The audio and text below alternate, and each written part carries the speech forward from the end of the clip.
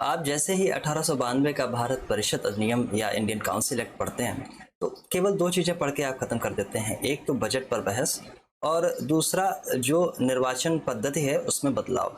निर्वाचन का जो मेथड है, जो इलेक्टोरल मेथड है, सिस्टम, उसमें जो बदलाव हुआ है उसको केवल आप पढ़ के बंद कर देते हैं। जबकि जब जो प्रकृति बदल रही है एग्जाम की, वहां पे आप फिर इसीलिए मार्क खा जाते हैं क्योंकि आप चीज़ों को ठीक से थॉरली नहीं पढ़ने की कोशिश करते हैं। इससे पहले हम लोगों ने बहुत सारे एक्ट कंप्लीट किए और उनके कारण क्या थे वो भी कंप्लीट किए। नमस्कार दोस्तों, मेरा नाम है आयुष कटियार। आपका स्वागत है सेवार सिविल सर्विसेज में। आज का टॉपिक है 1892 का भारत परिषद अधिनियम, इंडियन काउंसिल एक्ट। ये एक्ट क्या था, इसके पीछे के कारण क्या थे और इसका इम्पैक्ट क्या पड़ा, इस पे भी चर्चा होगी। बहुत छोटी सी, केवल मैंने दो ही चीज़ें यहाँ पे लिखी हुई हैं, लेकिन ये एक्ट इतना आसान है नहीं जितना आसान आपने बना दिया था। इससे पहले जब हम कारण की बात करते हैं तो जितने भी एक्ट आए, जितने ये सारे एक्ट जो पारित हो रहे हैं, ये ब्रिटिश पार्लियामेंट से पारित हो रहे हैं और इसी क्रम में इनके पीछे आने के कारण होते थे। मतलब कोई अगर एक्ट आया तो उसके आने के पीछे के कारण होते थे। वो कारण कैसे थे, तो हम रेगुलेटिंग एक्ट पे जब जाते हैं तो हमको पता चलता है 1773 में, 1772 में कंपनी कुछ पैसा मांगती है मोनार्क से कि मुझे कुछ पैसा दे दिया जाए कंपनी चलाने के लिए। तो पता चलता है इसके 1773 रेगुलेटिंग एक्ट के पीछे का जो कारण था वो कंपनी के दिवालियापन होने के कारण था। 1781 का जो सेटलमेंट एक्ट आया, एक्ट ऑफ सेटलमेंट आया, उसका कारण था कि जो कार्यपालिका है और जो न्यायपालिका स्टेब्लिश की गई है उनके बीच की लड़ाइयां हैं, उनके बीच क्या क्या लड़ाइयां हो रही हैं, इस कारण से आया। 1784 का एक्ट आया, पिट्स इंडिया एक्ट। वहां पे कंपनी के जो पावर थी उसको थोड़ा सा कम करने का प्रयास किया मोनार्की ने, मोनार्क सिस्टम ने वहाँ के इंग्लैंड के। तो वहाँ पे एक नई बॉडी बनाई गई जिसको बोलते हैं क्या, बोर्ड ऑफ कंट्रोल। ठीक, इसके बाद में हम लोग पढ़ते हैं चार्टर एक्ट पढ़ते हैं, 1886 का एक्ट पढ़ते हैं। तो वहाँ पे हम लोग कॉर्नवालिस के कारण वो एक्ट आया, कॉर्नवालिस की कुछ शर्तें थी उसके कारण ये एक्ट लाया गया। 93 का एक्ट पढ़ते हैं, 1793 का एक्ट।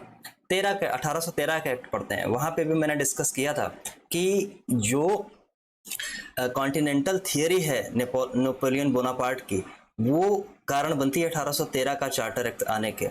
फिर 1833 का चार्टर एक्ट पढ़ा, वहां पे हम लोगों ने देखा पीछे कि कौन कौन से कारण थे। उसमें ये था जो भी इंडस्ट्रियल रेवोल्यूशन हो रहा है उसके इम्पैक्ट पड़ रहे हैं पूरी दुनिया पे, इसीलिए यहाँ पे सेंट्रलाइजेशन की व्यवस्था की गई, इसलिए वो एक्ट आया। ठीक, इसके बाद में 1853 का चार्टर एक्ट देखा, उसके पीछे के कारण डिस्कस किए। इसके बाद में 1858 का जो एक्ट है वो हमने देखा, उसके पीछे के कारण थे। 1857 की क्रांति, वो डिस्कस की। इसके बाद में 1861 का इंडियन काउंसिल एक्ट देखा, पहला काउंसिल एक्ट देखा। वो एक्ट क्यों आया, इसके कारण भी डिस्कस किए, क्योंकि भारतीयों को प्रतिनिधित्व देना स्टार्ट करना था इंडियन को। ठीक, ये दोबारा से क्रांति ना हो जाए।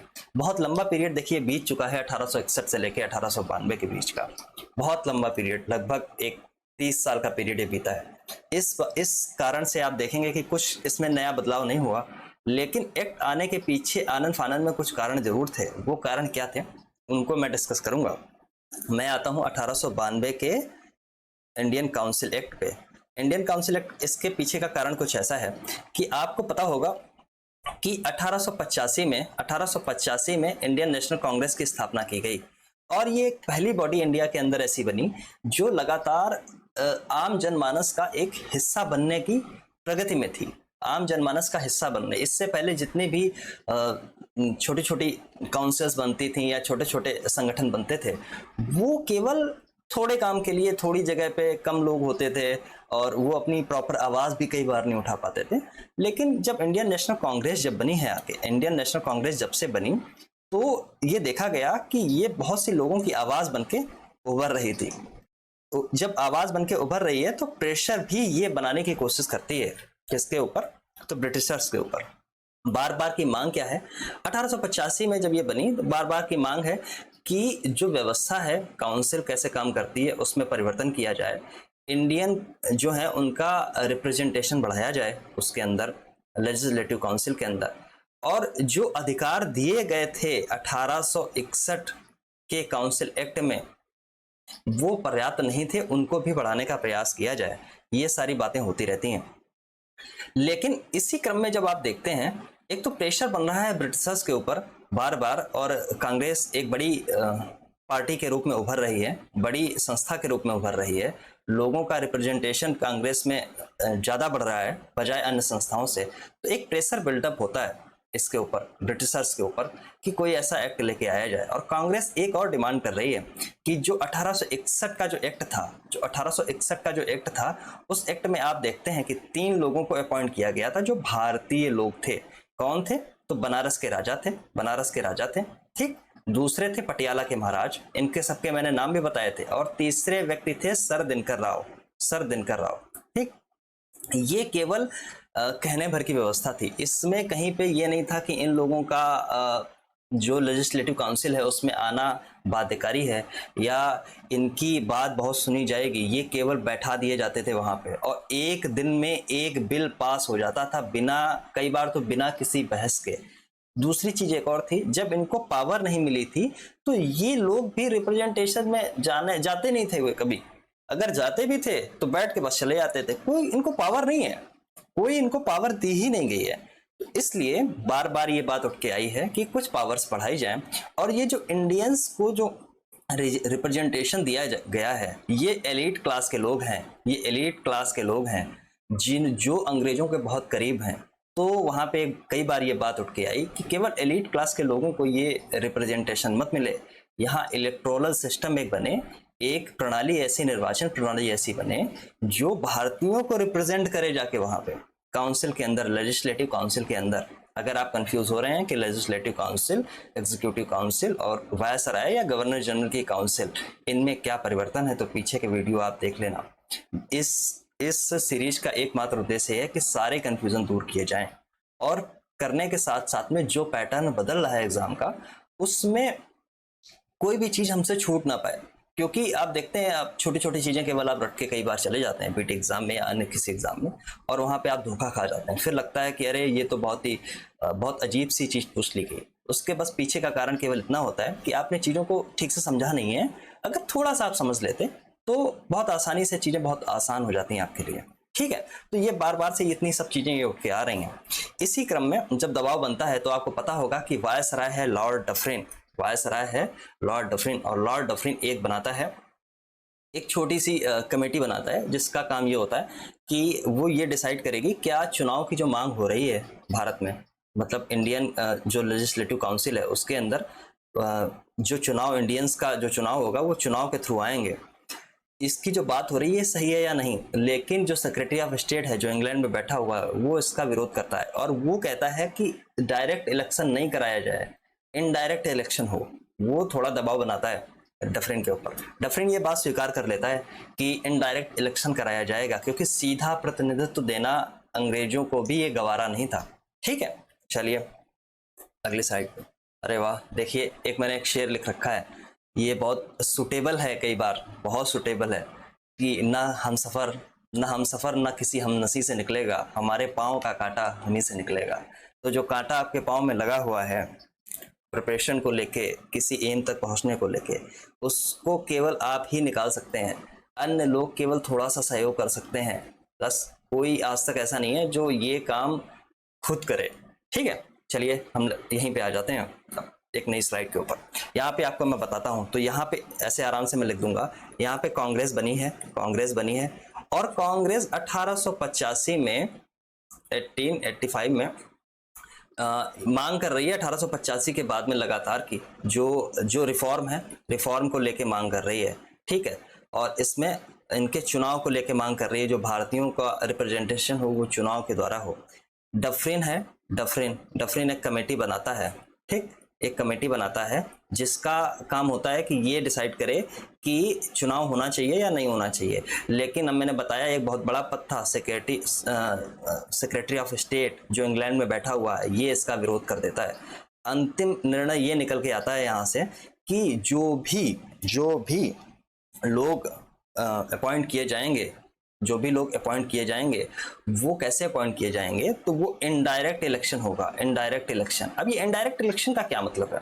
इनडायरेक्ट इलेक्शन का मतलब ये है, देखिए ये एक स्टेट है जिसको प्रोविंस बोला जाता था। ये इसमें बहुत सारे जिले होते हैं, इसमें बहुत सारे जिले थे, ठीक। और जिलों में हर एक जिले में होता था जिला बोर्ड, ठीक है, जिला बोर्ड जिसको बोलते हैं, ठीक। और ये है यूनिवर्सिटी, तो कुछ लोग यूनिवर्सिटी से चुन के भेजे जाएंगे, कुछ लोग जिला बोर्ड से चुन के भेजे जाएंगे, कुछ लोग जो जमींदार, जो उस समय जिनकी बहुत अहम भूमिका रहती थी, कुछ लोग जमींदार चुन के भेजेंगे, कुछ लोग जो जिसको बोलते हैं कॉमर्स का मतलब ये हो गया चैम्बर्स ऑफ कॉमर्स, वहां से कुछ लोग मिलके भेजे जाएंगे। तो इन लोगों का जो चुनाव हो रहा है, जो ये लोग भेजे जा रहे हैं, अब इन लोगों में जो गवर्नर जनरल है, जो वायसराय है, ये तय करेगा कि किसको काउंसिल में जगह मिले, कौन सी काउंसिल में जगह मिले, तो वो है काउंसिल लेजिस्लेटिव काउंसिल में किसको जगह मिले। ये पूरा डिपेंड करता था वायसराय के मन के ऊपर कि इन सब लोगों में किसको भेजा गया। तो इस व्यवस्था को बोला इनडायरेक्ट इलेक्शन, ठीक है। अब आपको समझ में आ गया होगा कि इनडायरेक्ट इलेक्शन क्या होता है।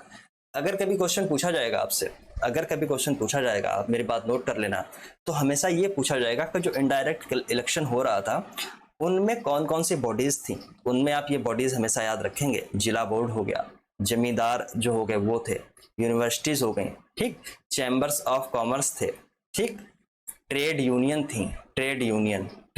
जो थी, ठीक, उनसे ये लोग बन के भेजे जा रहे थे, ठीक है। इतनी चीजें आपने क्लियर की। चलिए, ये तो हो गया इसका बैकग्राउंड। अब मैं आता हूं कि इसमें प्रावधान क्या क्या थे। चलिए, प्रावधान पे मैं आ जाता हूं। तो प्रावधान क्या क्या थे, तो प्रावधान इसमें कुछ ऐसे थे कि इनडायरेक्ट इलेक्शन, पहली बात तो जिसकी मैं बात कर रहा था, ठीक, इनडायरेक्ट इलेक्शन, ठीक है। ये हिलता रहता है कई बार, इसलिए मुझे लिखने में दिक्कत होती है, इसका मैं इलाज कर दूंगा 2-3 दिन में, ठीक है। इनडायरेक्ट इलेक्शन हुए, कैसे हुए ये मैंने आपको बताया, ओके। नंबर 2, जिसकी बात हो रही थी कि रिफॉर्म की, बजट पर बहस करने की, क्योंकि इससे पहले जो लोग 3 लोग अपॉइंट किए गए थे उनको ये पावर ही नहीं थी कि वो फाइनेंशियल चीजों पे अपनी राय दे सकें, उस पर बहस कर सकें, उससे बात कर सकें, अपने केवल ये विचार दे सकते थे और इन विचारों को कूड़े में फेंक दिया जाता था। पहली बार 1892 के एक्ट में ये व्यवस्था हुई कि बजट पर बहस, जिसको आप लगातार रखते रहते हैं, ठीक, बजट पर बहस का प्रावधान आया, ठीक, बजट पर बहस का प्रावधान आया, ठीक है। और इस ही एक्ट में ये व्यवस्था की गई कि बजट पर बहस तो की जाएगी, लेकिन जिसको आप बोलते हैं, हमेशा रटते रहते हैं कि पूरक प्रश्न नहीं पूछे जाएंगे। जो काउंसिल के मेंबर हैं वो पूरक प्रश्न नहीं पूछ सकते, मतलब सप्लीमेंट्री क्वेश्चन नहीं पूछ सकते हैं, मतलब फॉलो अप क्वेश्चन नहीं पूछ सकते हैं। एक बार आपने क्वेश्चन किया, बहस की, आपको एक जवाब दे दिया गया, आप बार बार फॉलो अप क्वेश्चन कुछ ऐसे होते हैं हमारे अभी आप देखते हैं लोकसभा या राज्यसभा में जब कोई क्वेश्चन पूछा जाता है किसी मंत्री से या किसी और से, तो एक मेन क्वेश्चन होता है, उसके बाद में सप्लीमेंट्री क्वेश्चन होते हैं, इनको पूरक प्रश्न बोलते हैं या फॉलो अप क्वेश्चन होते हैं, उससे रिलेटेड कई सारे क्वेश्चन की एक लिस्ट दे दी जाती है, ठीक, उनको बोलते हैं फॉलो अप क्वेश्चन, उनको बोलते हैं पूरक क्वेश्चन, ठीक। इस पर ये लोग बहस नहीं कर सकते हैं, इतनी चीज आप याद रखेंगे, इसलिए आप ये चीजें रखते रहते हैं। अब इससे रटने से मुक्ति मिल जाएगी, ठीक है। एक और नया प्रावधान है, देखिए, जो यहां से शुरुआत होती है कि केंद्रीय और प्रांतीय जो विधान परिषद है, केंद्रीय विधान परिषद, इसको उस समय बोला जाता इंपीरियल लेजिस्लेटिव काउंसिल, ठीक है। यही आगे चल के संसद का रूप लेगी, एक चीज प्रांतीय विधान परिषद है, यानी प्रोविंशियल लेजिस्लेटिव काउंसिल। इसमें सदस्यों की संख्या बढ़ा दी गई। गैर सरकारी सदस्य, जो हमने 1861 में देखे थे, गैर सरकारी सदस्य वो होते थे जो गवर्नमेंट से रिलेटेड नहीं थे, जिनको नॉमिनेट करने का अधिकार किसको था, तो गवर्नर जनरल ऑफ इंडिया को था, मतलब वायसराय को था, ठीक, वायसराय को था। और सरकारी देखिए 3 तरीके के लोग आपको देखने को मिलते हैं काउंसिल में, मैं आप कंफ्यूज ना हो, मैं इसलिए बता देता हूं। देखिए, एक तो है एक्स ऑफिसियो, ठीक, जैसे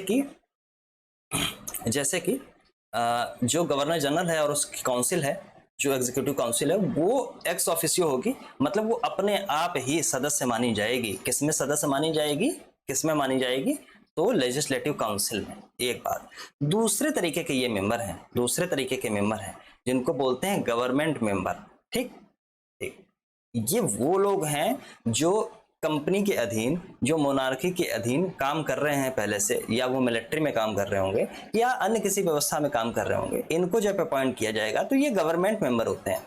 तीसरे तरीके के मेंबर हैं जिनको बोला जाता था नॉन ऑफिशियल, नॉन ऑफिशियल, ठीक है, या गैर सरकारी जिसको आप पढ़ते हैं। ठीक, ये तीसरे तरीके के मेंबर हैं। इन मेंबर में दो तरीके के लोग होते थे। ठीक, one are Indians and seconds are, कौन से थे?